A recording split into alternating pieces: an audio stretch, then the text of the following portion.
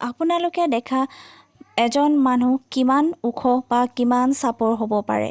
আৰু আজি আমি জনাম পৃথিৱীৰ সকলোতকৈ ওখ আৰু সকলোতকৈ চাপৰ মানুহ দুজনৰ বিষয়ে। প্ৰথমে ক'বলৈ ওলাইছোঁ পৃথিৱীৰ সকলোতকৈ ওখ মানুহজনৰ বিষয়ে। তেওঁৰ নাম চুলতান কোচেন আৰু তেওঁৰ উচ্চতা 8.1 ফুট আৰু তেওঁ জন্মগ্ৰহণ কৰিছিল 10 ডিচেম্বৰ 1982 চনত মাৰ্ডিন তুৰ্কীত আৰু তেখেত এতিয়াও তুৰ্কীৰে নিবাসী। দ্বিতীয়তে ক'বলৈ ওলাইছোঁ পৃথিৱীৰ সকলোতকৈ চাপৰ মানুহজনৰ বিষয়ে। তেওঁৰ নাম হ'ল চন্দ্ৰ বাহাদুৰ ডাংগি।